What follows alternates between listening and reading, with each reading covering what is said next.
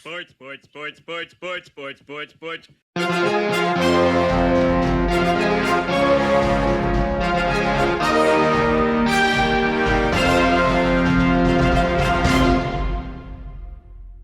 Hey there, sports fans. Welcome to Sportsball, part of the SPDM Crew Podcasting Network. We talk about sports-related topics, but we focus on you, the fan, and what you like, whether it's a sport, team, event, athlete, sports-related news, or in this case, a sport that was played once upon a time. Yes, I am talking with Jacquelynn Wolfheart. Jacquelynn, hello. How's it going? Hello. Thank you for having me.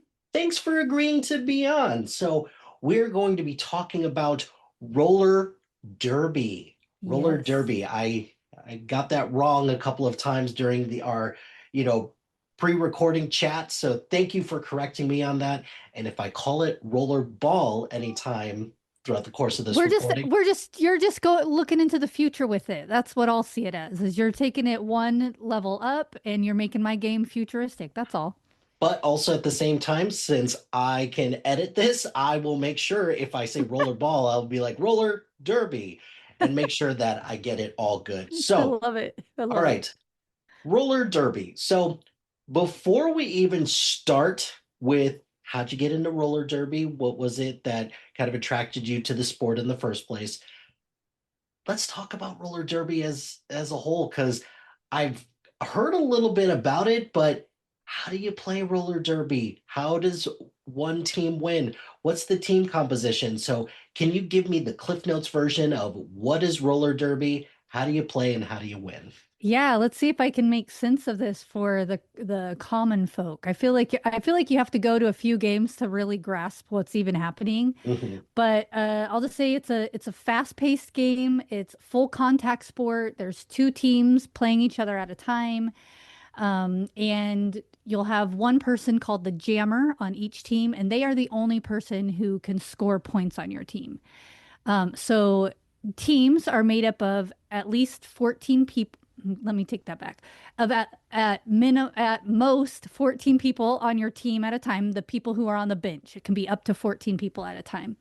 But only 5 people from your team are allowed on the track at a time. Got it. And that's made up of two different positions. There's technically 3 different positions, but it's made up of 2. That's your one jammer who can score points, and the other 4 are your blockers. And that's a little self-explanatory, but the third kind of position, I'm air quoting over here, the third kind of position available is called a pivot. And at any point in middle of the game, a pivot can become a jammer. So that blocker, that selected blocker can become a jammer. They have a special covering on their helmet called a panty. And yep. And so I'll side joke here, but when I was first starting to play, well, I don't know, this was a few years later, but we had a new person coming in and she heard that blockers don't wear panties because they don't have helmet covers, but she was like, why don't the blockers wear underwear? She was so, Oh, like, buddy, yeah, it was just like no. the most adorable, Misty, I'm going to shout you out right now. She's Like, just like oh, a honey, very no, no. adorable human being. But yeah, so jammers will have a panty cover on, and they have usually a star on their helmet, and then a pivot will just have a striped cover on their helmet, and that's how you know that person at any given point can become the jammer if the jammers gives them their helmet cover. Got it. So from that point, again, the only person who can score is the jammer. The blocker's job is to stop the jammer, the other team's jammer, from making it through, and also stop the other blockers from trying to stop your jammer from making it through. So that's where all the physical comes in. And I played for 12 years, and I haven't played for the last 2 years though, but over those years, I've seen it become a fast sport, a slowed down sport, even faster sport, because people start learning how to manipulate the rules a little bit. But in general, you're going to get beat up and you're gonna feel like you're in heaven because of you might die during the jam with how much like physical exertion you're putting out during that. Um, a, let's see, what else can I say? So when the game is happening, we call it a bout. The game is as a whole is called a bout, but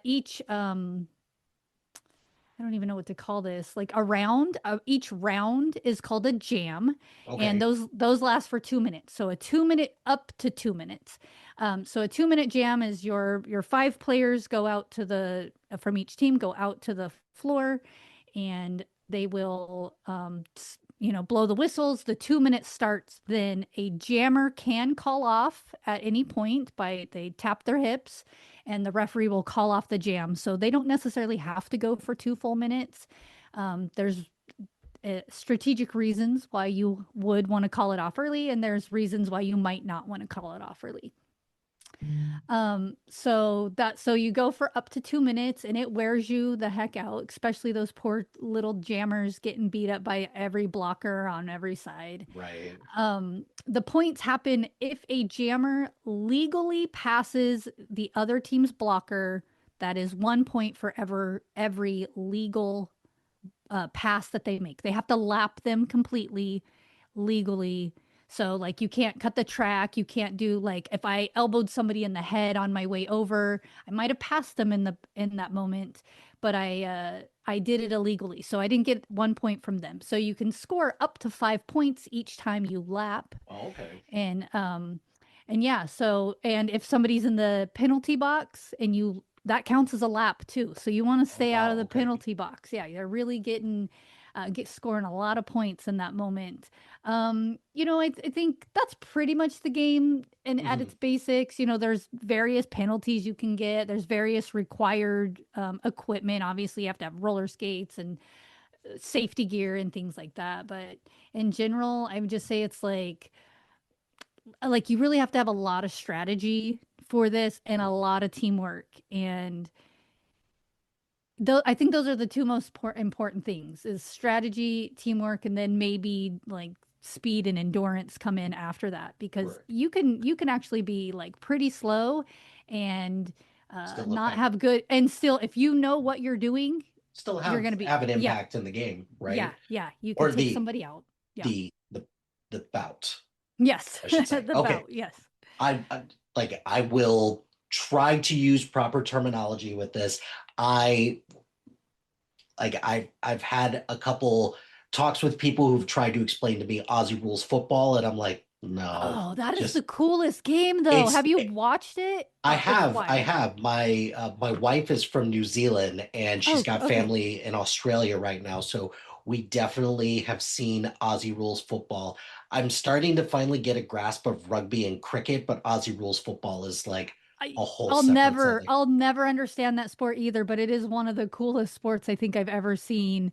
Um, Not to get off topic, but yeah, I think it is like they can have a player that's 4'2" and a player that's like 9'11", and they're both equally valuable players on the Mhm. team. It's Right? just the craziest sport, and I love it so much. Yeah, So it's such a kinetic sport. There's always something going on, and the for Aussie rules football, the field or the pitch, it's huge as well, yeah, and yeah. there's just a lot to watch out for. Um, Getting back to roller derby, let's start with this. Let's start at the beginning. How did you get into roller derby in the first place? Because it's not something that I'm sure it's not played everywhere. So you have to find the community of people who play this. So how'd you find out about roller derby and how'd you get into it in the first place? Yeah, so I'll take you on a little bit of a fun journey as a kid. Let's So do it. I had heard I don't know how fun it'll really be, but I'll pretend it's fun. I had heard about roller derby. It was, back in the olden days, back in the like 70s maybe, and it Mhm. just was like these rebellious women. And as a kid, I thought I want to be that. I want to be Mhm. this rebellious woman. And then as in my teenage years, it was actually on USA Network on I think Really? That's yes, awesome. but it was bank track. I've never played bank track. That's where the sides of your track Are actually slightly elevated a little yes. bit. Okay. So I've only played flat track. Bank track, that's you can't move your tracks to go with you, so you're kind of limited on who you can play and how often you can play. But but USA did bank track roller derby, and it was, I would say it was mostly women, but it was also mixed gender, as where previously in the more olden days it was only women. Hmm. And they also had roller blades on USA, which is not allowed in the sport, but they had that on there. And I was mesmerized, I was hypnotized, but I couldn't find it anywhere because I didn't know that flat track roller derby existed. Hmm. So like I'm pretty sure the only bank tracks are in Texas, and I have never lived in Texas. Hmm.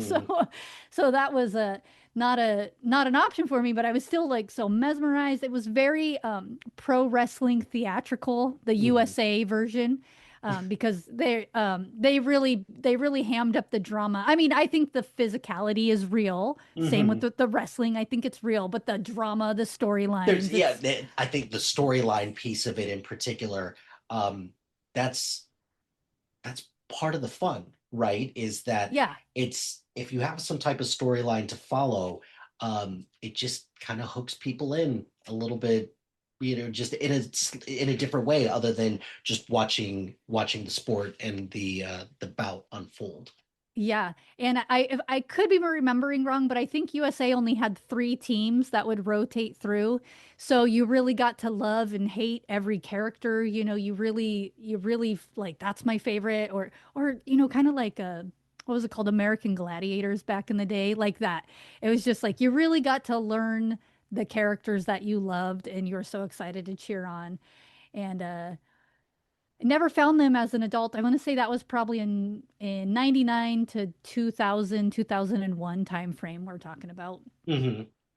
And then my family had some pretty severe tragedies take place in 2012, 2011 into 2012. I lost my nephew. He was born with a super rare genetic condition. In fact, he was the only person I lived in Idaho at the time, and he was the only person in Idaho to ever be diagnosed with that. And so there's, no cure, no help for him. At the same time, I had gone through some very terrible, I don't know if I could say it. I'll just say you could Yeah. edit it out however you want. But through a very bad sexual assault where my face was completely battered. I had broken bones all over, and so it was like at the same time of my sister-in-law having to overcome losing her youngest child, and I was trying to pretend like this didn't happen when my face looked like as I belonged in a zombie horror movie. Hmm. And it was literally a distraction from my nephew's funeral because it was literally the same time. And me and my sister-in-law were looking for like, what is something, how can we heal together and be supportive of each other without feeling like we're overtaking each other's, trauma, or like mine's worse than yours, that kind of thing. And how can we be surrounded by supportive people all the time?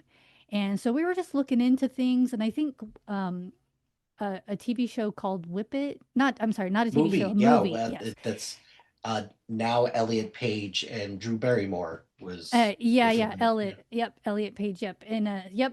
So many cool people in that film Mhm. as well. And Ellen Page back then, and we had seen that, and we both were like, "Why can't that be a thing?" Because that was also bank track Mhm. in the film, and we're like, "Why can't we do that? Like that's what we want, just like tough, badass women. I want to be around them. I don't want to be Mhm. around dudes. I don't want to be around mopey. What like my brother was really kind of making it everybody else's fault that my nephew had passed away. Like we didn't want to be around that either. Mhm. So, and I feel for my brother. It's a hard thing, but it Right. was like, can his wife also grieve? Like she wasn't getting the chance because she had to run the family. And anyway, so we were like, why can't that be a thing? And we're looking up Whip It and like how like, oh, can we just travel to Texas and do bank track every once in a while, or like what do we do? And Mhm. we found that our state actually had a team. Oh, And nice. that's when we found out about flat track, because Mhm. we had no idea it was a thing at all. And so we went and just watched a game, and we both were like, This is This it. is it. This This is is this this is what we're is gonna do. Yes, this is Nice. our new life. And so we both had planned to join, but she felt for her family at the time, she actually thought it was probably best if she moves to Washington, where her mom is, where her sister is, and kind of be closer to them and help have that help with her other children because she has more than one children. So she decided to move, and so I did roller derby in Idaho. Hmm. And that was a great team, Treasure Valley Roller Girls, if anybody's interested. Now there is multiple teams, even in that area, there's multiple Oh teams. wow. Okay. So I think I accidentally started a second team in that area, and then they started making us sign contracts that you only play on one Oh. team. Oh, okay. So yeah, Exclusivity rights and such. All yes, right. yep. Interesting. But in my brain at the time, I was trying to become a actual player for Treasure Valley Roller Girls, but I thought if I just go practice more at the local roller drome, then I can get better. I'll be this, badass player. And then being there, the DJ there was like, "Hey, what if we start a team here?" And I was like, "Heck yeah!" Would it? Because it wouldn't even be on the same level, so they would never compete with each other. Hmm. At that time, they wouldn't compete. We were too high ranking that we wouldn't compete. So I was like, "Let's do this!" And getting all into it. Started another team, and then contracts came out. You will not play. You will not double dip. Um, I which mean, is is just can is that really considered double dipping though? I mean, Or now, well, I have like conflicting opinions on that because now it would be because they do play each other. Mhm. They've become equal levels that they Yeah, play each other. but Um, back then, if you were in two different like divisions where you wouldn't play, is that really double yeah, dipping? yeah. Like back then, maybe not. Yeah, yeah. That was my thinking. I was so livid. I was like, I didn't do it on purpose. I'm just trying to get better, like for Hmm. everybody's safety and my own safety. And, I just want to be the best I can be. So I didn't do it on purpose. And then I was like sort of forced to pick.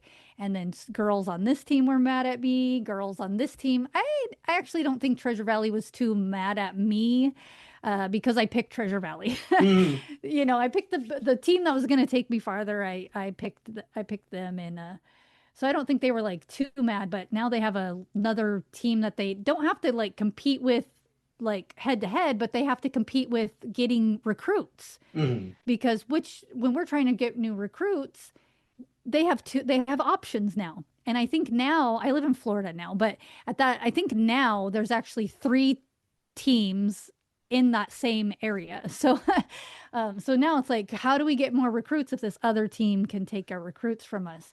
And I think you guys just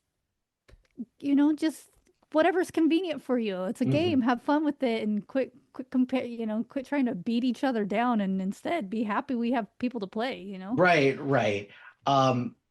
Because when you first started, was there like a tryout process, or was it one of those things where they were looking for extra team members and like did you have to try out, or were they like, you're Yeah, in, there's sign the waiver and let's get to work? so it's kind of you do have to sign a waiver right away. But you're not on the team. You do have a tryout period and you have to show up for practices for I think like 3 months straight, and Mhm. you have to show up for like 75% of these practices, which are like 4 times a week. It's Mhm. basically a part-time job now that you have.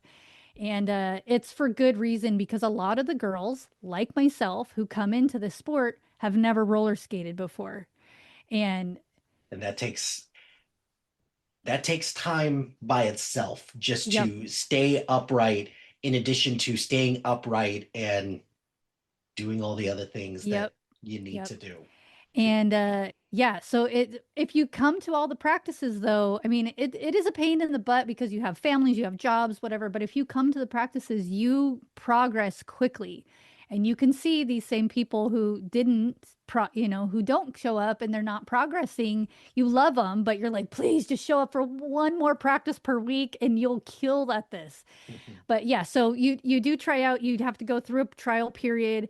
And I actually so you go through your 3 months of the practice slowly. They do step by step. It's literally baby steps. You know, you're learning to crawl. Now you're baby stepping. They break it down real nice for you. But there is a requirement by the Women's Flat Track Association that you have to be able to do all these sets of skills before you can safely become a true member. And so I got to that, and then it's our week for actual tryouts where we have to play a game. Well, we have to show individually that we can do each of the steps, that we can do, we can skate sideways, we can jump, we could do whatever the things are. And then we have to play in a game. And I broke my neck in that game. So, all right.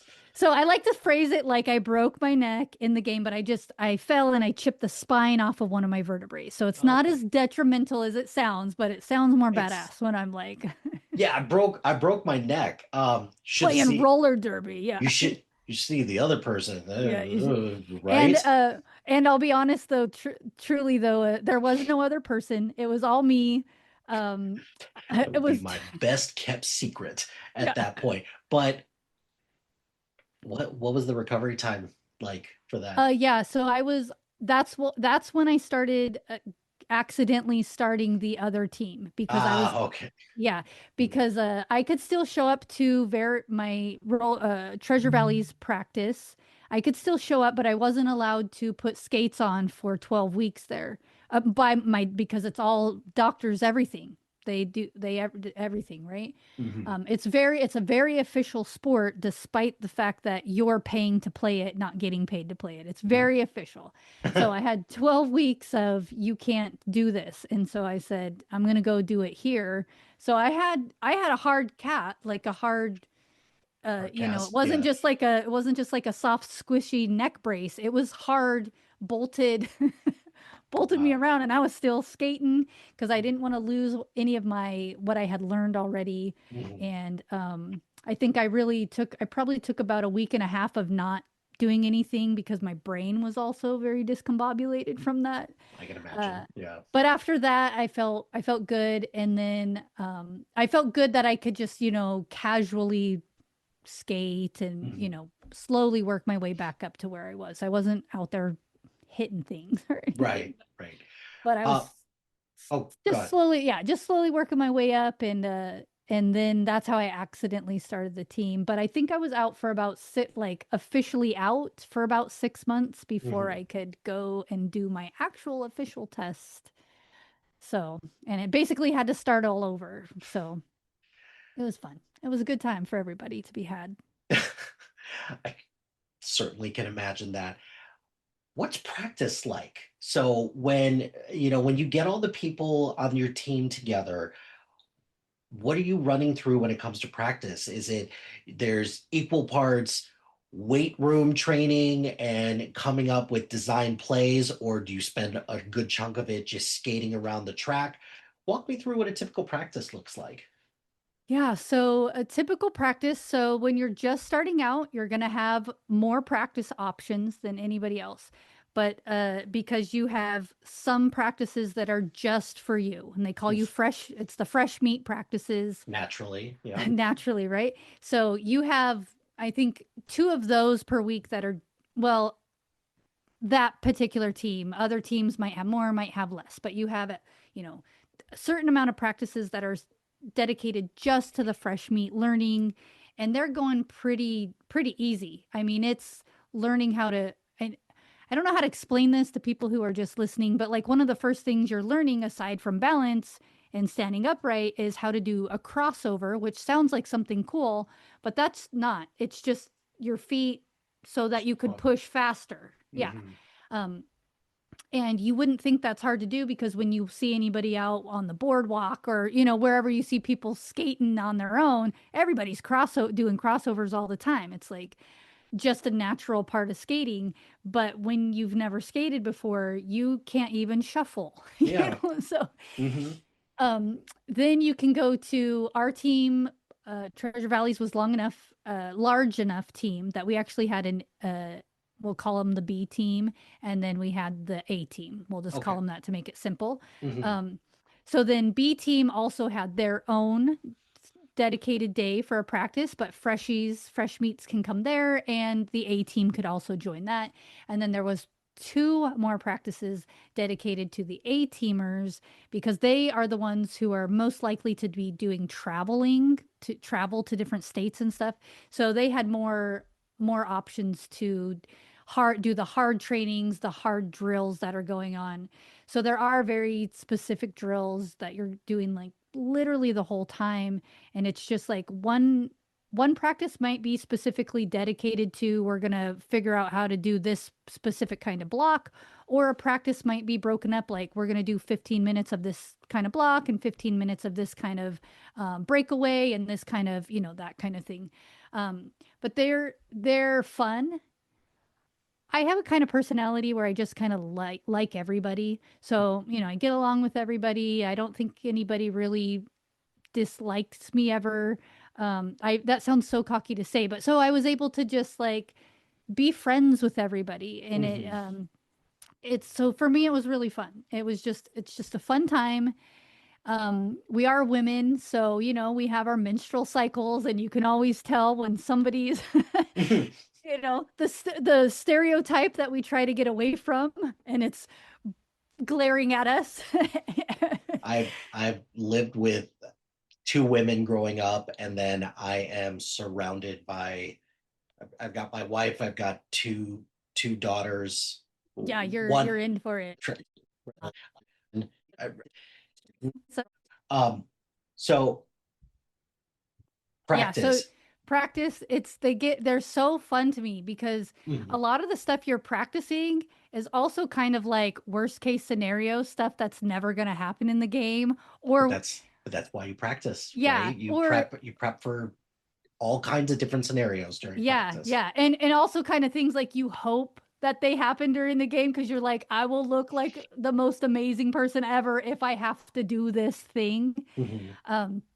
And yeah, there's just some players who are just so naturally talented at some things. Like they can show you a million times how to do the thing. You're actually doing the thing 100% the same way they showed you, and you're never going to be able to knock them over. You're never going to be able to pass them.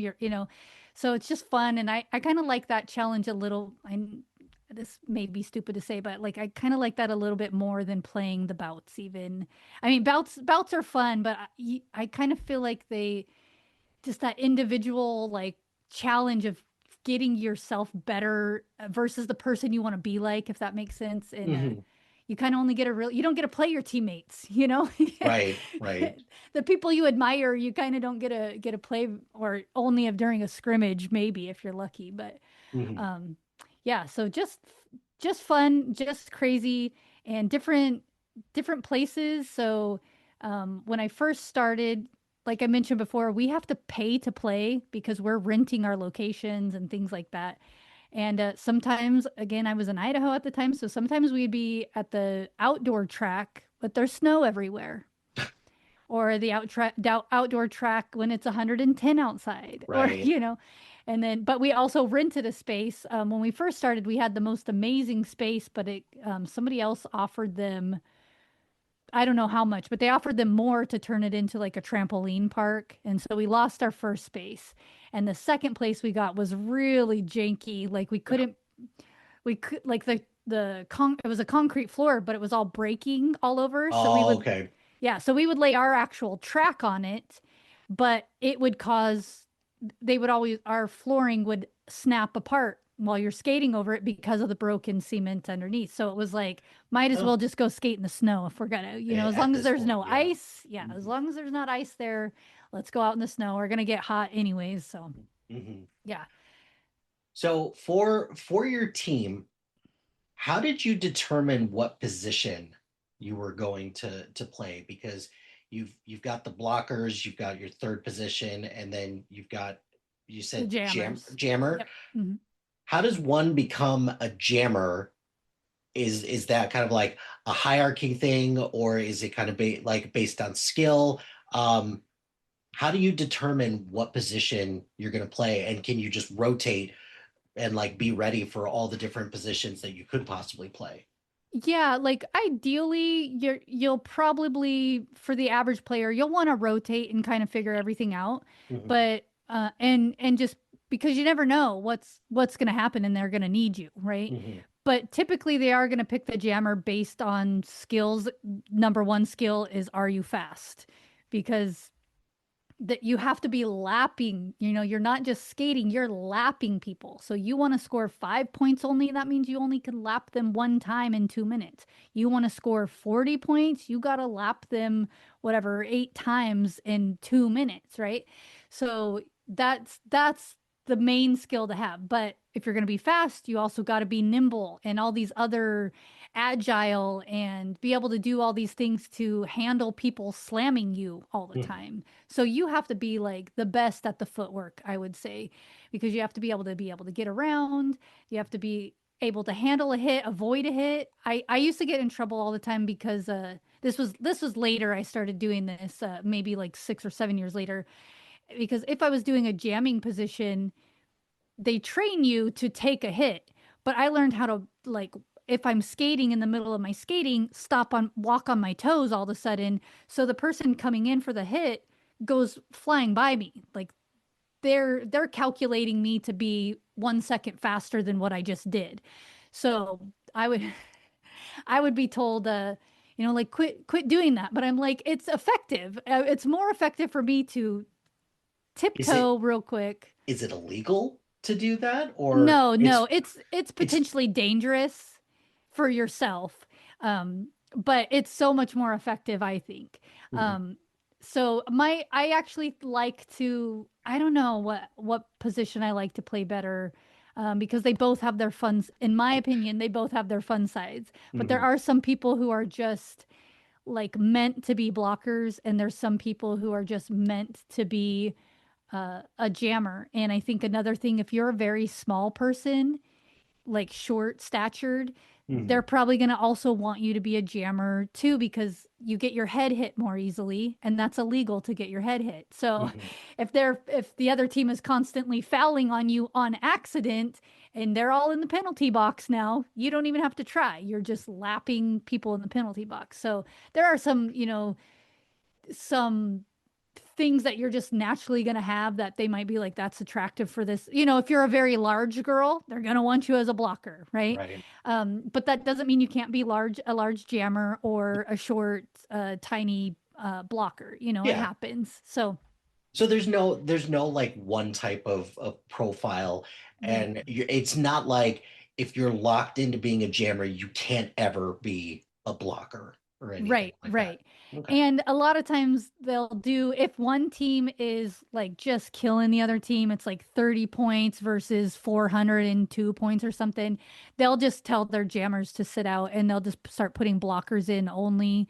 So, somebody who hasn't ever jammed before, this might be their first time to jam just to make it more fun.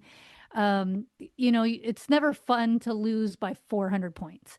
So, so it's like fun for both teams. It's fun for everybody to like tackle and the craziest thing is you could lose by 400 points and still be the better players, which is Mhm. another interesting thing in this sport. I can't think of what they're called, but there's a team out of Washington that's how roller derby works is so weird. So you can have teams, but then they might make up other smaller, like a team from teams.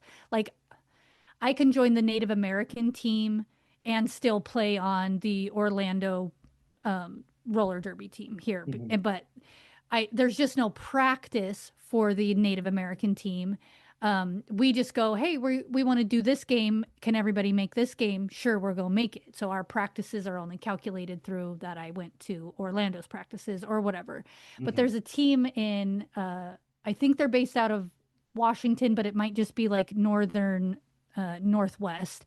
And I can't remember their name, but it is only for big girls. So all their players, they have to be like a minimum weight of 250. Mhm.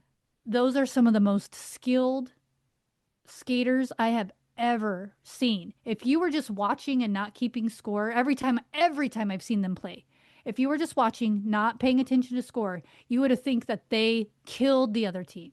Mhm. And then 99% of the time you see the score and you're like, wait, how are they losing? Mm. Because they usually are not winning because they don't have that quick, speedy little jammer that you kind of need. But that's like a fun team to play because you're getting knocked around so much. They are so like agile on their feet because they know how to move their bodies right. They know how to Mhm. work their body the way they're supposed to be working their body. So it's a Right. fun game to watch and it's a fun game to play in my opinion.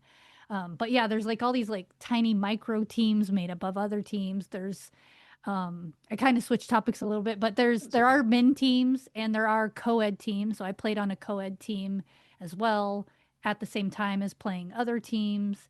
And my sister-in-law did actually join her team in Washington and a secondary co-ed team as well. So our co-ed teams got to play each other. Um, How so was you know, how was how was that? Um, I actually didn't get to play during that time because I was pregnant with my with my now 7-year-old when that Mhm. took place, and There's still there's still that fine line between you've got your family and you've got your team pride, right? yeah, So yeah, so even though you didn't get a chance to participate in that game, I'm sure it was still fun to watch and still be there to support not only your team but also support your sister-in-law as she, her team got to play as well. yeah. It was so fun because if you're like say you're somebody who travels a lot for work or something, you can go to another team's practice and it counts as your practice for your Okay, team, cool. as long as that team emails and says you were actually there, right? You were there, you participated. This is Yes. legit. It's not like you're full of crap or anything like Right. that. So Nice. I have skated with her team so many times already. I actually don't think I had ever practiced with the co-ed team. Did I? I can't remember, but Mhm. her women's team I had practiced with so many times, so I'm already friends with everybody on her team as well. And then when it was the first time that they played with each other, my co-ed team, Idaho Wildfire was that team, and her team, which I want to say was Church of Adam, but ATOM. Hmm. I think is the co-ed team.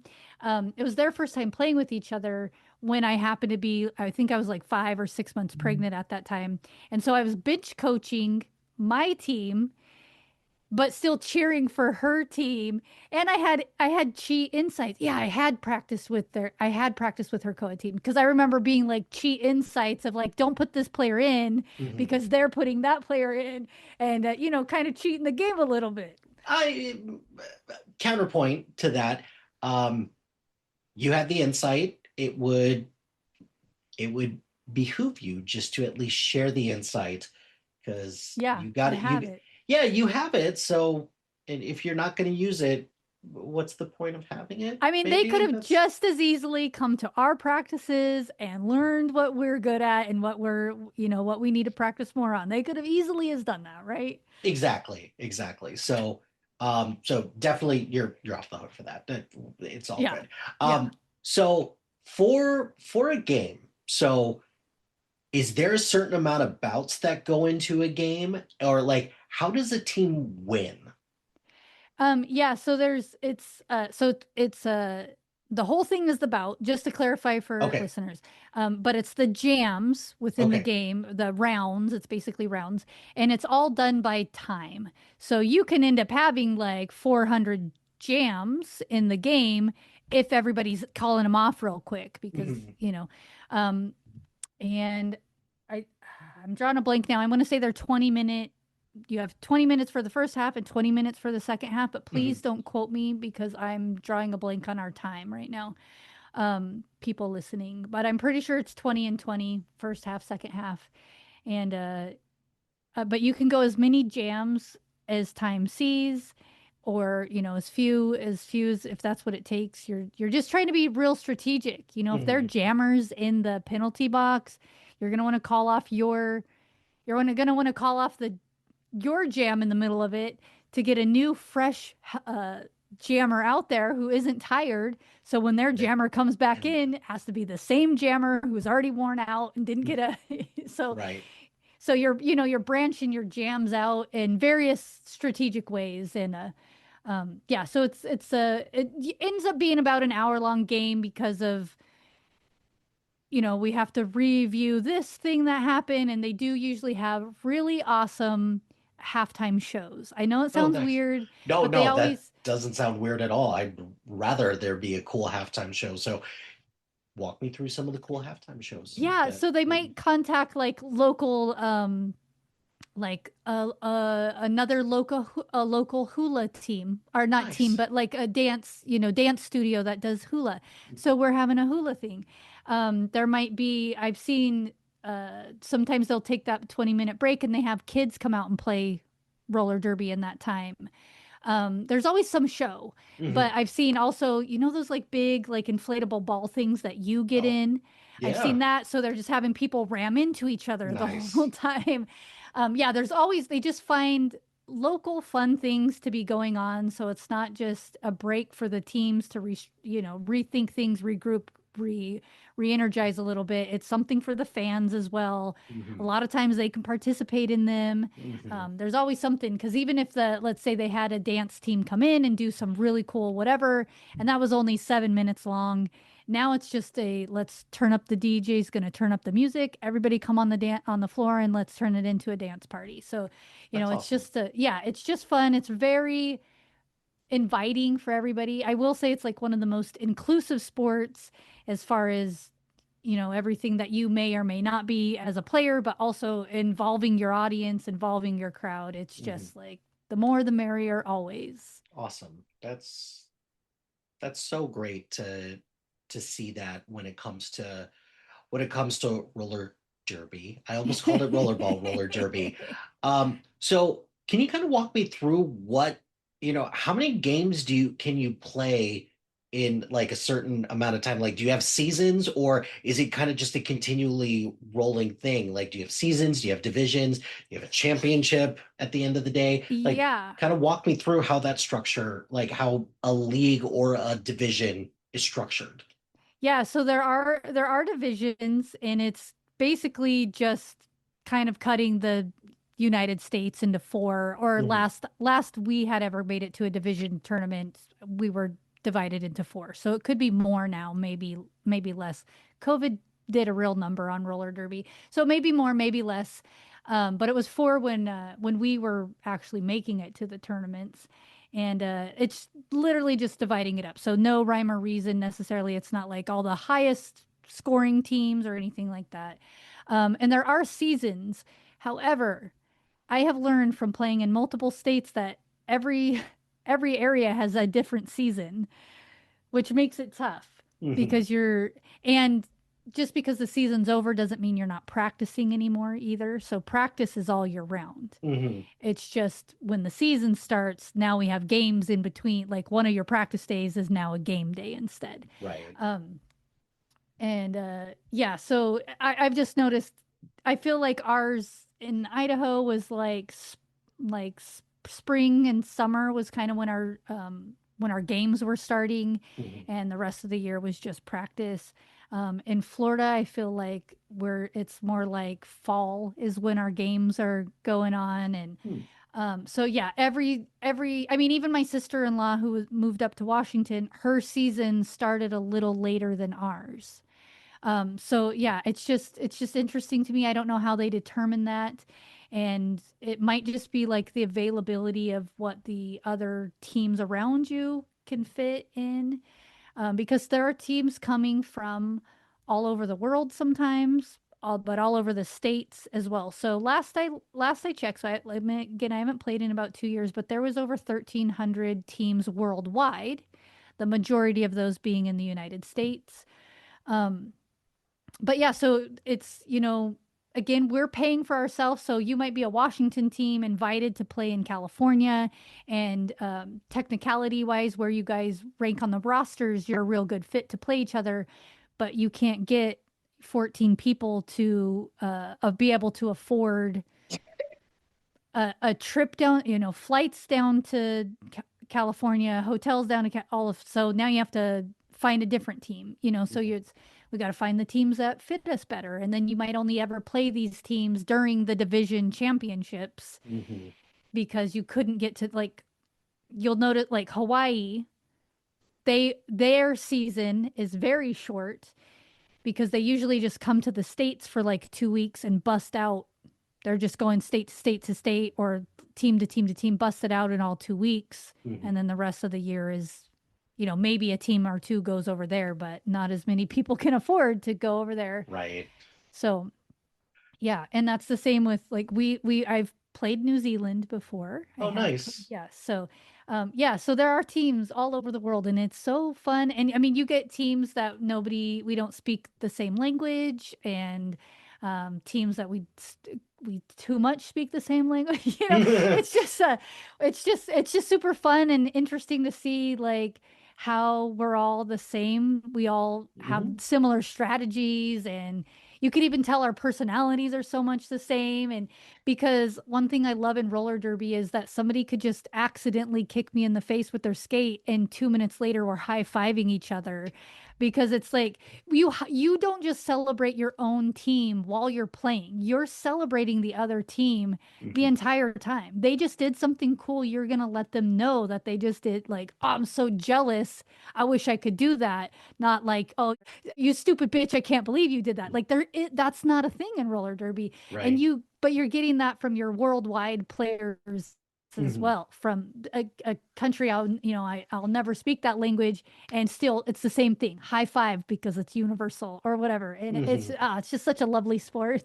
Nice. Nice. As we beat each other up, we show each other love. It's so lovely. I mean, there is something pretty cool about that because a lot of other sports, you don't get that as often because, especially a sport that could potentially be as violent as yours, it's all about, you got to find something to hype yourself up so Yeah. that you know, not like rip the other team's head off, but at least uh, find a way to motivate yourself to, find a way to hate the team. But if there is that level of sportsmanship there, regardless of who you're playing, and as long as you can acknowledge that, that kind of makes that a very unique aspect Yeah, of I roller love it. derby.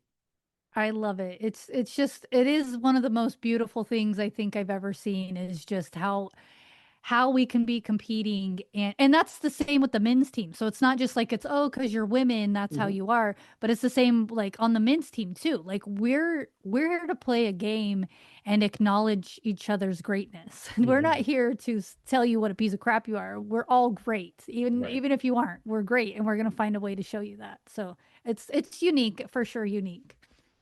So, how often, like on average, would you say that you play like one match a week, or can you play a couple of matches? Like, because I'm assuming that there's got to be at least like a little bit of recovery time, because I'm sure you're probably very, you're tired, you're sore. There's a recovery period, um, and like ideally playing back to back nights. Probably not the most ideal situation, but sometimes you can't help it. So on average, how often are you playing matches? So again, like I've played in multiple states for multiple years, and I feel like the most common is you're probably doing about 2 bouts per Mm, month. okay, So it's most likely one home game a month. Sorry, I had to burp. all Sorry. good, all good. My manly side's coming out. Yeah.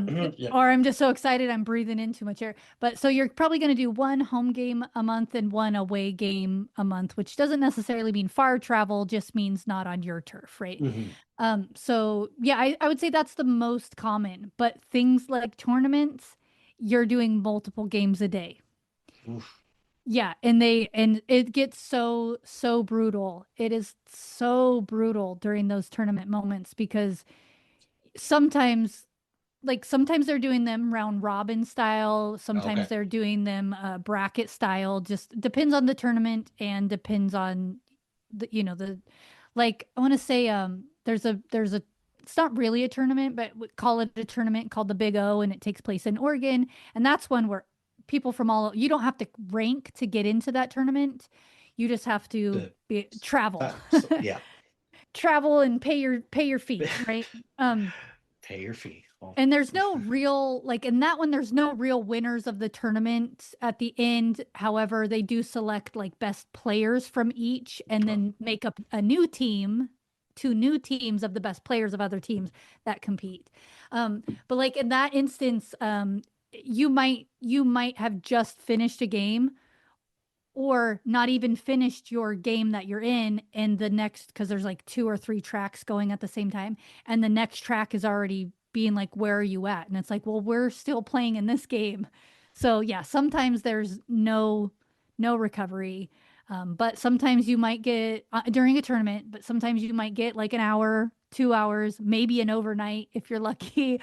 And then, yeah, because they're trying to bust it all out in a couple of days, get the whole, depending on how many people, how many teams are there, try to make sure everybody's getting in. We're really ranking things down right. And yeah, and I think that's, to me, it's not fair.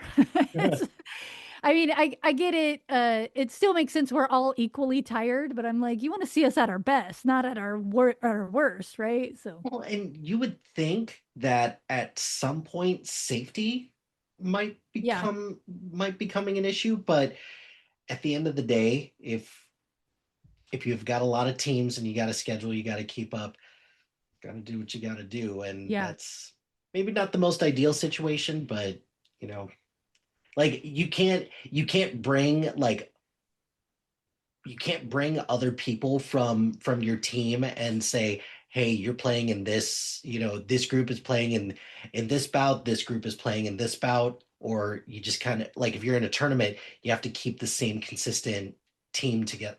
Oh, Yeah, okay. yeah. And so that's like why you also might want to bring in extras just in case, but usually the downside to tournaments is it's going to be so unlikely that that tournament is where you're located. So you might already have to be pulling your second or third string players because they're the ones who can afford to get to the tournament. Mm, So now you're not just wanting you're not taking you want your 14 best to go, right? But right. it's probably like your 9 best who can go, and then the two more second best, and then you got a third stringer, and then you want to bring a few extra just in case something happens. And you're already kind of grasping at straws. And some teams are so small that they already don't have enough players. And well, I'll just use my sister-in-law's team as an example. I don't know if this is still currently the situation, but they only had 10 people total. Mm, So yes, that's enough to do 5 people on the bench, 5 people out, and just rotating back and forth. But if somebody gets hurt, if two people, that's so fatiguing. So you kind of call in from other teams. Hey, other team, do you have a player you can spare? Come in, like, oh, Seattle going to come down to the Tri Cities. That's like a 3 or 4 hour drive, one person just to play in this game for a day. With not, you don't get anything for it. You mhm. don't you don't get paid or anything. But yeah, so it's they can be exhausting, but I think most at the end of the day you just had fun even if you lost. I don't think I've ever encountered a single person who was like livid that they lost, like whether they came in second or they didn't even make the rankings at all. I don't think I've ever encountered somebody who was like, the refs were this, that, and that's like a really common part of most sports is that the ref did something, Oh right? yeah, yeah, of course. You know, The ref is out to get one particular team. That's it. yeah, It's not like they have to be impartial, or it's not like they have to look at both teams objectively, and they've got a job to do as well. yeah. And you the refs, they're under just as much stress as you are. So Mhm. treat them nicely, treat right? them treat them well, yeah. And we're even more scarce on refs, like we're always looking for refs, and a Mhm. lot of times they might actually get their travel paid for because it's like we only have one ref for this game, and you need a minimum of 4 because you need outside refs and you need inside the track refs and outside the track refs. And so Mhm. But ideally you have 7. Like 7 is the ideal amount. But so yeah, a ref might be able to get their travel paid for just so the game can continue safely. Right. Yeah, I'm not saying it hasn't happened, but I personally, in my 12 plus years of being in roller derby, have never witnessed people being mad. We lost because of the ref. We lost because of this stupid whatever. I've never seen that. So Mhm. I think Well, that's nice. well, fingers crossed for you that that continues Yeah. to be a thing. So we've talked a little bit about refs. So let's talk about, I guess this is a good time to pivot to penalties at this point. So you mentioned that one penalty is like hitting someone in the head. That's a big no-no. But what are some other things that are considered violations of rules that would cause someone to go in the penalty box, sin bin, what have you? Yeah. Um, so there's actually a lot of spots on your body that you can hit with and you can't hit, if that Mhm. makes sense.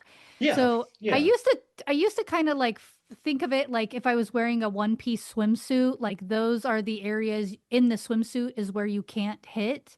But they've kind of changed now, like where you can and can't hit, or like Okay. what body parts can hit what body parts. Like head has always been off limits, but you can't elbow somebody in the gut. You can't Hmm. um like that's not allowed. There is another branch. So I talked about flat track and I talked a little bit about big track, which I barely, but there's also something called renegade roller derby, and you Okay. can hit more in that. There are punches thrown, there Oh, are arm bars and no, things like no holds bar for yeah. something like that. Yeah. Okay. Yeah, so it's a little rougher. Still they have their limitations on what's allowed. But so we are not kicking, we are not punching. But there's certain areas in the body you cannot hit, and there's also certain areas of my body that I can't hit you with. So like I cannot purposely slam my head into you, for example. I can't purposely trip you.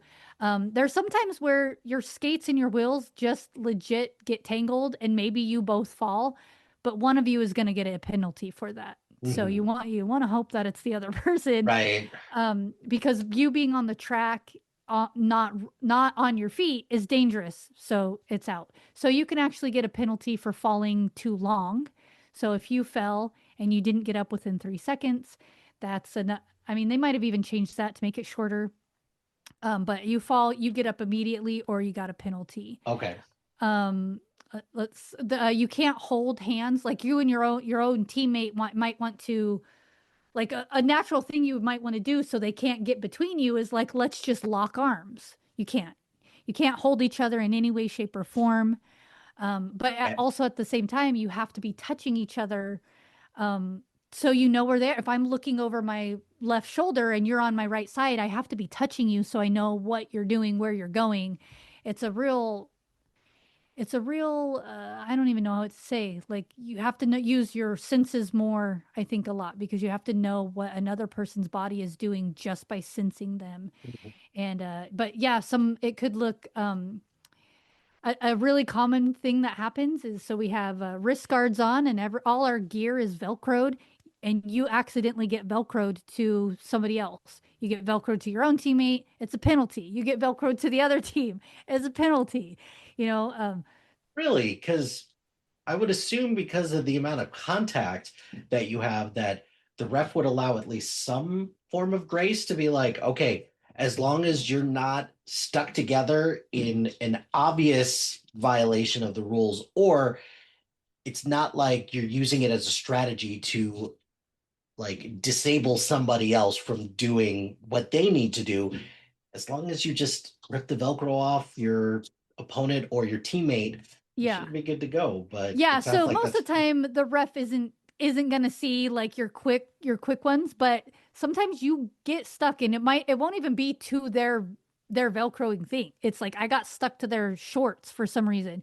And if I'm having to pull to unleash myself, I'm putting them in danger. uh, So that's why. But yeah, most of these quick ones, I say the one that happens the most is you getting velcroed to your teammate and it looks like you're trying to make a wall that they can't break through. Got it. And because it doesn't look like you're Velcroed and you don't notice your Velcro until they're trying to break through, you know.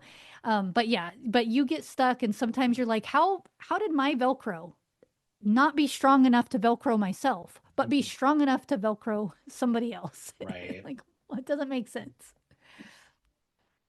What are some of your most memorable bouts that you've been a part of? Whether it's location, whether it's the game or the bout was really close, whether you had a particular performance. Kind of walk me through some of your greatest hits when it comes to you playing. Yeah, let me think about that one for, I mean, my breaking my neck is always memorable, but I've broken other bones too. I've broken my tailbone before. I've broken fingers before. So that's like a thing too, that one of the things they teach you on day one is you don't get up by pushing your hands down, you get up by pushing your fists down. You don't. So your fingers are nicely wrapped up and not going to get run over by somebody else. Oh, Um, Yeah, so it happens so oh, that, but you learn I quick can after imagine. I that. can imagine that it probably happens a lot more often than I'm thinking right now. But Yeah, just I don't. I'll vision. show you. I know the people on screen can't see, but I'm not sure if you can tell that my pinkies don't go straight. They kind of bend. It's from getting the tips of my pinky. This one's so much worse than the other one. But Oh yeah, anyways, okay. You could definitely definitely notice that one pinky is going, it's got a little curve to it now. little bit, little bit. Yeah, it's Yeah. just a little perky in a different way. Um, yeah, so I feel like you would think like all these broken bones or whatever, you would think I would remember that event better, but I don't. I think some of my most favorite bouts that I've participated in, I guess you could say, is ones that I haven't actually played in, but getting to go and watch some icons play, getting to watch my sister-in-law play like during my pregnancy and even after he was first born.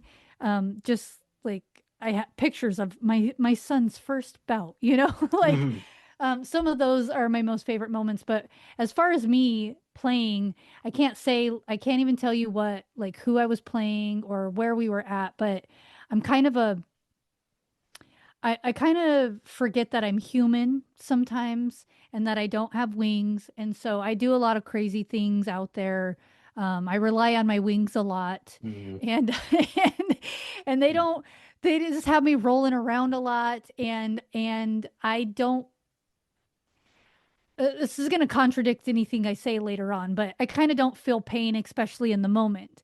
So I could be like, this was not derby related at all, but I broke 4 bones in my foot at work one time, and I worked the whole day before being like, oh, why is my foot all bruised? So it's just like, but then after I got it, found out it was broken. Of course, I was like, my foot hurts. It's in so much pain. Now Yeah, everything now all that of a you sudden makes sense, and then your body has processed it and is like, pain, Yeah, send all the throbbing, pain. Yeah. throbbing. Yes. Mhm. But yeah, so I can just think of times I'm gonna say that probably playing on the co-ed team is been more delightful for me.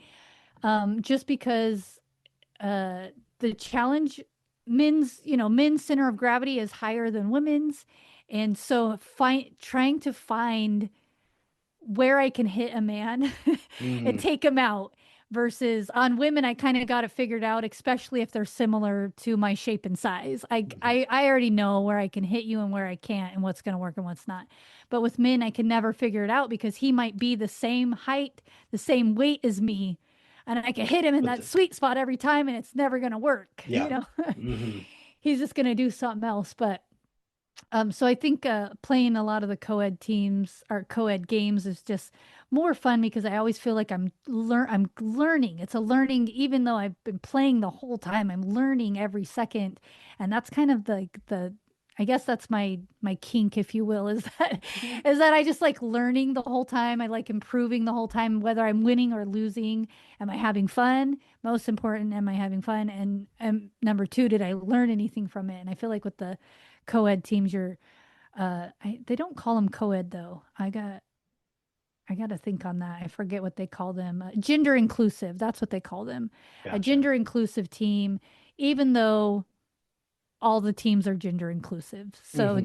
just so if you're playing women's, you might play with trans women as well. Mhm. A man might actually be on the, or sorry, like a non-binary or somebody thinking about transitioning might be on your women's team, and vice versa. So Mhm. they all are gender inclusive, but the co-ed teams are called gender inclusive. So my bad for not calling myself on that sooner.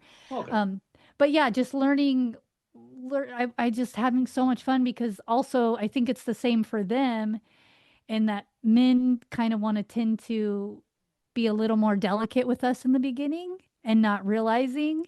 And they might have figured out our center of gravity quicker because it is lower. And the whole time you're in a position where that makes sense for your gravity to be low.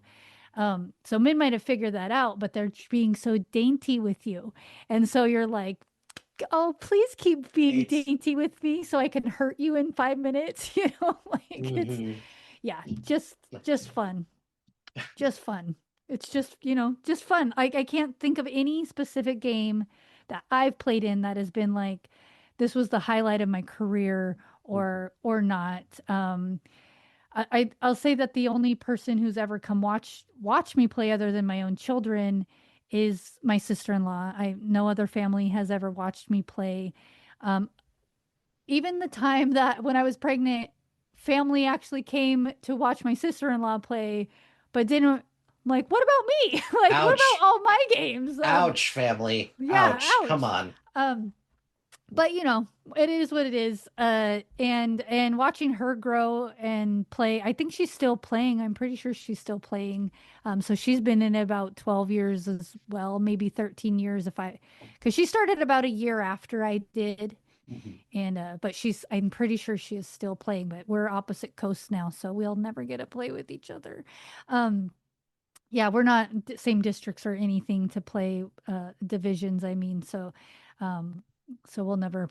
My team here is a higher division, Mhm. not district, but division wise, we're also higher, so we would never get to play her team. But yeah, that I think that would be my ultimate dream though, is to actually really get to play my sister-in-law and not just be on a team but not get to play Mhm. the time that she's around because her team now plays the Idaho teams. Okay. So if I was still in Idaho playing, we would actually get to play with each other, but no. And she's actually even subbed in and played on the Idaho teams when they've been short a travel person or whatever. So that would be a dream of mine. But we have I'm blanking on names. I feel so bad, but there's some like iconic like we have an Olympic winner who plays roller derby Oh, straight out of nice. Florida. Nice. Her last name is Jackson and she's from Jacksonville, but I cannot think of her. Erin Yeah. Jackson Mhm. won speed skating. That's an ice sport in the Olympics. She got the gold medal and she plays roller derby and Huh. being like I've got to literally watch her play before, and that is not a game I want to play. Mhm. As one of the few times I'll say I will bow this one out, but I will just watch from afar. There's somebody, I can't think of her real name, but she goes by I want to say A Train, but now that's making me think that's just from the Boys TV show. um, she might be A Train, but she might just be Train. I Okay. can't think of her name, but you are going to see some amazing blocker moves out of her, Mhm. which in your brain, you're just thinking like, oh, they're blocking, they're standing in the way, they're shoving. No, I'm she is sure going there's to, so much more strategy yeah, involved with that. yeah. So she's a jammer, but she's blocking while she's jamming and she is like knocking people out of the rink. Mhm. And, like she's amazing to watch. The referees are amazing to watch because they also have to have skills. They Mhm. have to be able to hop over a player traveling 90 miles per hour who just is not on their feet, but sliding across because they got knocked over. Now they're sliding across the floor. Our ref's like, I'm in their way. I got to jump over them in my skates because they're in skates too. So refs are fun to watch. They're a whole sport of their own.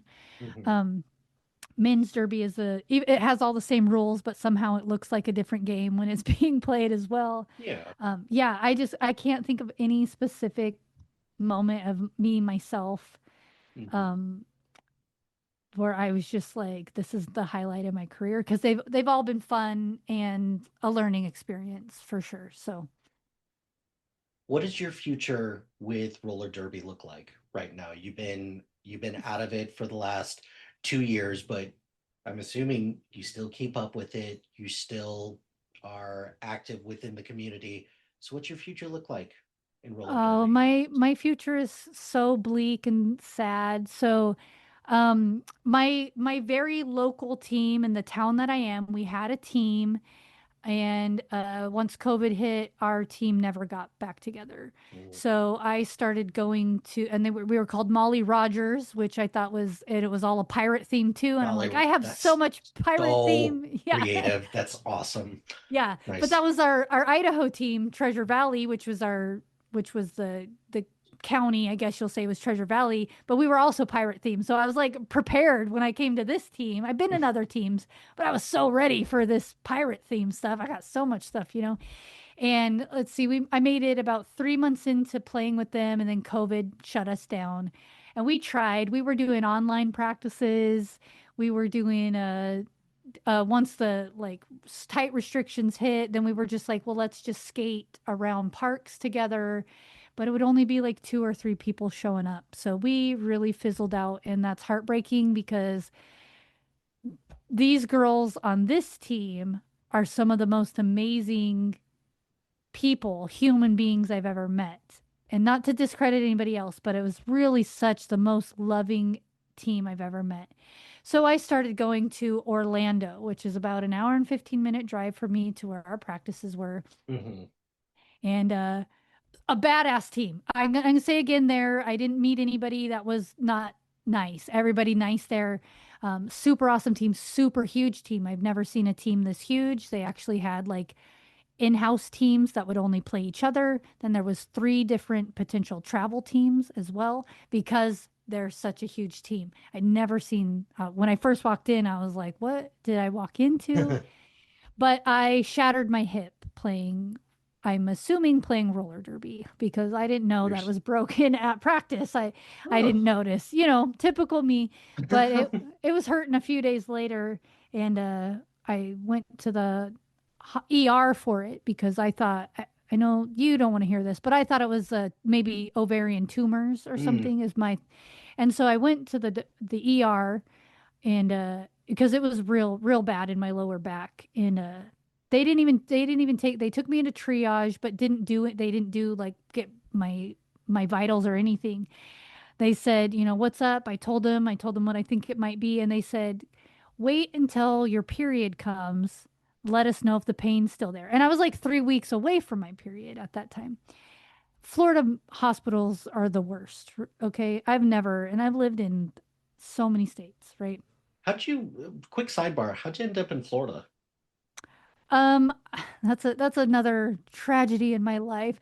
I have multiple sclerosis, um, and did a bunch of research that if you're closer to the equator, it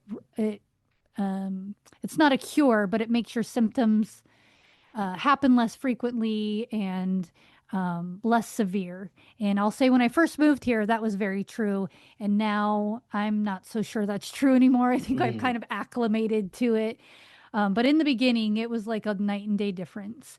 Um, and there's like a whole group of MS roller derby players, but mm, so I've been at moments in my life where I can't walk and I'm wheelchair bound, and then a few months later I'm back at it, back on my skates again or whatever. mhm. But so I that's why I moved here, and I've been here I've been here 7 years now. So, but yeah, I've been started going to so the hospital there. That's where I was. They shoved me away and was like, "It's probably your period, crazy lady. Go somewhere else, or come back after your period happens and let us know if the pain's still there." But it was like maybe 2 or 3 days later, I was like, I cannot, this pain is, I'm not a complainer, and this pain is too much. So I went to my primary, and my primary just like looked at me and he's like, I'm pretty sure your hips broke. And I was like, Oh, you idiot, you dumb idiot. It's my ovaries, like there's no way it's my hip. But yeah, so he sent me up to x-rays, and yeah, I had a few breaks in my hip and in my pelvis, not just my hip, but my hip was the worst. My socket was the worst of them, but in my pelvis I had a few breaks. And so I am still recovering 2 years, almost 2.5 years later. I think April will be my 2 year anniversary. So, Hmm. 2.5, or I mean, sorry, not 2 years, my 3 year anniversary. So I'm about 2.5 years at this point of no playing and still recovering, and two surgeries so far and more to come. So as far as playing, I don't know. It's in my heart. I can't even, how I am physically right now, I can't even just put my skates on to like casually go skate anymore. Hmm. And it's devastating for me. But I have found out that there's another new team that just started about an hour south of me, so that it's more games to attend in addition to attending and watching Orlando's games, bouts. Yeah, so there's teams slowly. I think teams are slowly rebuilding still. Five Hmm. years after, 6 years after COVID, we're still rebuilding and getting back together, and I think it'll always be a part of my life as far as spectating goes. I would love to coach, but typically to coach, it's like somebody who's on the team is also the coach. So, Oh, okay. or somebody who's like familiar with the team members. And Orlando don't need me. They got Mhm. so many amazing, way better coaches than me. But this new team, I was like, oh, I wonder if I could. I don't know a single person on there, Mhm. but I'm like, I wonder if they'll just let me come and coach anyways. So Mhm. they haven't responded to my offer. Mhm. So, but as a spectator, I will be there, for sure. I think if I can ever line up my schedule that I happen to be where my sister-in-law is when she's playing, I will definitely be there. It's in my heart. It's always going to be in my heart. My nephews played for a while, or at least one of my Nice. nephews was playing. I have adult children as well, and one of my adult children was trying to play when he was younger, but he was 7 and 8 when he was attending, but they only had about 5 people for the kids practice, so he never really got to play games. Hmm. He just got to go to practice, but he that was his goal for a long time, and it's fun. It's a family. It could be A easily a family family thing. family affair, right? So Yeah, yeah. so I I've gotten a sense also there's a lot of things that you you've been part of this community for a long time. And I was gonna ask what's your favorite part, but I've surmised. I've got plenty of different things that I can tell from talking with you. Uh, what's your favorite parts of roller derby? So I'll kind of reframe the question a different way. If you were pitching roller derby to somebody, how would you sell them on it? To want to attend, Well, I let's thi- we'll start, just we'll start with attending and then how do you push them over the edge to try to get them to start playing? so I think back in the day, my pitch would have easily been hot babes. Come watch some hot babes beat each other up. That would have been like my hands down my pitch. But it's really become, even when I joined, it was already morphing into a more family friendly event, and it's become so much more family friendly now. So I don't know if that would be my pitch now, but I would say probably seeing some of the most incredible athletes, not to downplay it, because I think like gymnasts and even cheerleaders, incredible athletes that don't get the recognition that they should. But I think that's the same with the roller derby community. Is even if you're just going to go to a men's game, it is athleticism like you have not ever seen before. And so I think I would really try to focus on talking about that and the skills, and not focus so much on how to learn what the rules of the game, and rather focus on the people of the game, Hmm. because it's not just the athleticism, it's the kindness that you're going to get along with that, and the like inclusion. It's your first time coming to a bout. They're going to spot you. They're going to spot you from a mile away, and they're going to send somebody into the crowd to maybe help guide you to watch it. They're going to just come by, talk to you for a bit even. Um, there is still awesome, amazing costumes. I think the costumes have got less sexy per se over the years. Yeah, I know, right? Because they are more trying to be more of a professional sport, so they are more unified in like what they might all be wearing the same jersey, that kind of thing. But sometimes they have full uniforms that are the same, but you still might get somebody in a tutu every once in a while. I Mhm. do like to costume up. I mean, with the jersey still, of course, I'm not Yeah. going to not have that, but I do like to costume. I hardly ever wear makeup, and that's one of, because to me makeup is a costume. And so Mm, when I do put makeup on, I like to go crazy with it. I like to nice. do cool things. And so you're going to see a lot of that there. And I think so, that already kind of appeals to like the cosplay crowd. It's so fun for little kids to participate in all the other events. Once you get there, though, they are going to try to recruit you. They are instantly going to say, "Oh my God, you would be so perfect." I Mm, don't even know you, but I know you would be so perfect at this. And they're really gonna build you up. But it is really a loving community, and I think, yeah, just focus on those aspects. mhm. If you wanna go somewhere and feel loved, but like loved by badasses, Mm, this is the place for you. That is a that's place for you. As a spectator or as an athlete yourself, even if you've never skated before, um, they're going to teach you from ground up. They're going to build you from ground up and love you the whole time. And it's amazing. Yeah. nice. So, last question I have for you is, what does the future of roller derby look like right now? As the recovery from COVID, I'm sure is a part of that. Like so many other things right now, I feel like Right. everybody's going to be recovering from everything that happened with COVID for quite a while in different ways. But what do you foresee as the future of roller derby? What would you like to see, and what do you think some things that are kind of in the works that are happening right now? Yeah. So as far as things that are in the works, I don't think it's changing too much at all. I think it's kind of the same, but I love seeing like when I walked into Orlando's team and it's 113 players. Mhm. I love seeing that. So I do foresee um bigger teams getting only bigger. I would like to see the smaller teams, smaller communities, getting together and being able to have teams again. The reason why a lot of teams didn't come back after COVID wasn't because like, oh, we're out of shape now, or oh, we all got long COVID and our lungs don't work right, or some weird thing.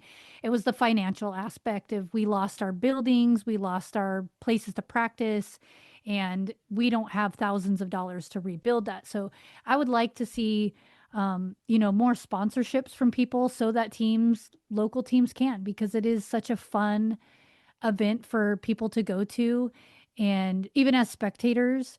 And I feel like businesses are kind of missing out on opportunities when there aren't these, not even just roller derby, but when there aren't these local teams Mhm. to support, you're missing out on something in your business as well. So I would like to see like smaller teams be able to find a way to get back together. I also have a whole new proposition for how to arrange roller derby that I have been Ooh. trying to.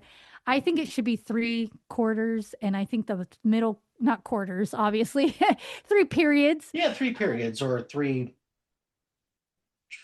Yeah, period. That hockey calls them periods, Yeah, and they yeah, have sure. periods. So, We'll go with that. Yeah. well, yeah, I think it should be three periods, and that the middle period you should switch directions. Ooh. I think that would be a complete chaos for the beginning in a fun way, and then people are going to get into it and love it. But I've been trying to pitch that for, I don't know, about 6 years probably now, that we should have three periods, and we're not NASCAR, we're not going in the same direction the whole time. Let's get at least one period the opposite direction. I'm going to throw this out there too. I actually wrote a script that is about roller derby. It's a Nice. series though. I wrote that, and it got picked up to be made right before COVID, and it didn't get made. So I have, as far as roller derby goes, I hope that becomes again. Mine was COVID hit, and then we had writer strikes, and then we had actor strikes, and then the project just got put on the back burner. And every day I wake up checking my email, like, is it off the back burner yet? So I'm waiting for that series to be made. But for me, I think this is another, maybe I'm too narcissistic, but I feel like it's if we can get another series, not even my series, but if we can get some focus like that, a series, a documentary, something that hits big, it'll help roller derby communities grow again. Oh yeah, yeah, for And sure. I would love to see that. Doesn't even have to be mine, people. Doesn't even have to be mine. Let's just get something out there where people know it exists again. It's still going on, and it's just this amazing community of strong people, loving people. And let's make more of that. I was talking with somebody who follows Formula One, and he said the same thing about Drive to Survive on Netflix, about how there's Mm, so many more people who engage in Formula One chat forums and yeah, are on social media groups now. They don't understand a lick of the sport, but they're at least engaging, and yeah. engagement is the first step, right? Mm-hmm. So if you Yep. get them hooked and then they become fans, then the sport will take it from there. And I'm I've got my fingers crossed for you. I'll be rooting for you to and rooting for the sport as well. And it's kind of going to give me a little bit of motivation to look up a local team around here and maybe just check it out and see what You it's all won't about. be disappointed. I promise you that. It's something. I'm not sure how old your other child is, but 7-year-olds have blasts there. Or sorry, 8-year-olds have blasts at derby games. So, I do say check it out if you can. You're helping your local team. You're helping local businesses. You make great connections as well. So yeah, definitely check it out if you can. Cool. Well, Jacquelynn, thank you very much for your time.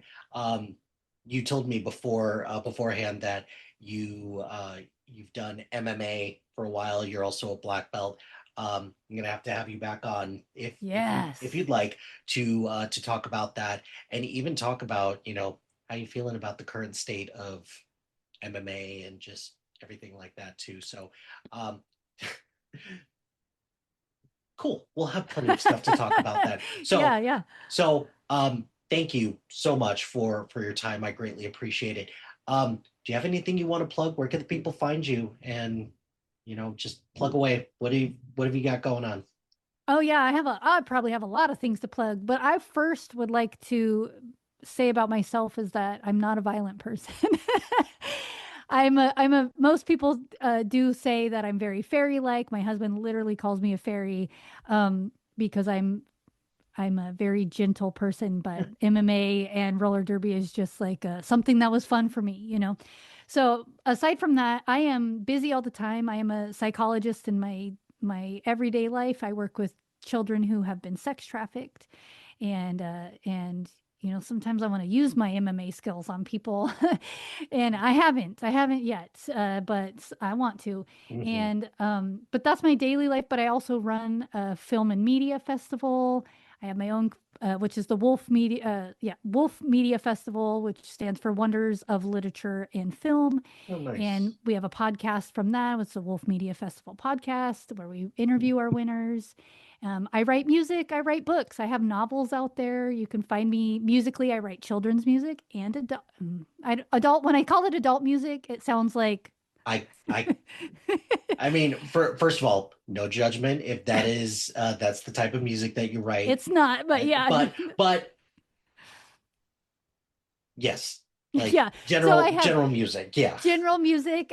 If you want to find my children's music, it's under the name Pixie Faerun. It is not annoying kids music. It's just more little kid topics like about being kind and understanding our emotions, but it is very poppy or very it's got good beats to it. I've had a lot of compliments of people talking about like how not annoying it is. I've got a 3-year-old, so she's going to be listening to this. So I'm looking. I think both of your kids will love the music. It's very I've got compared to K-pop Demon Hunters with one of my songs. Ooh.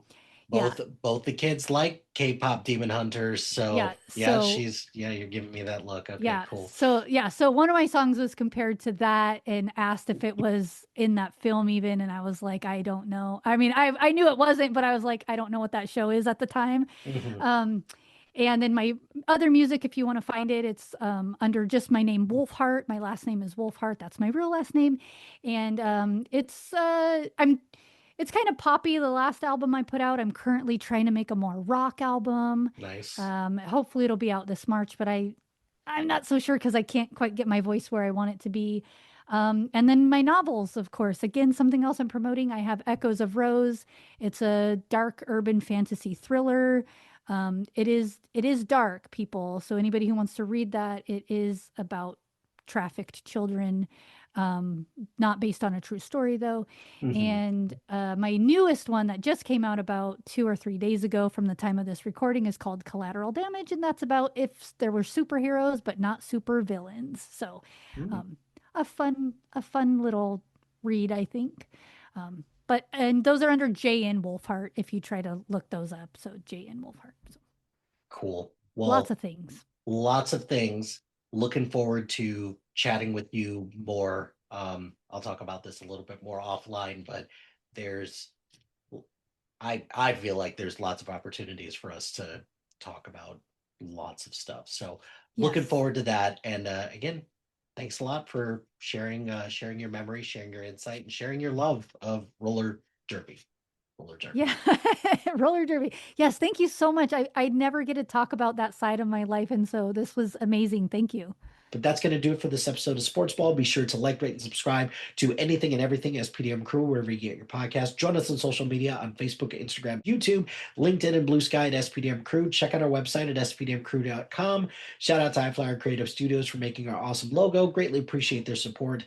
Check out the other shows on the SPDM Crew Podcasting Network. We've got a lot of great content. Really proud of the work that everyone's doing, so please check out the other shows on the SPDM Crew Network. And finally, if you've got a podcast idea or you're interested in being part of the SPDM Crew as a guest or collaborating, email us at spdmcrew@gmail.com. Until next time, paint heals, chicks dig scars, glory lasts forever.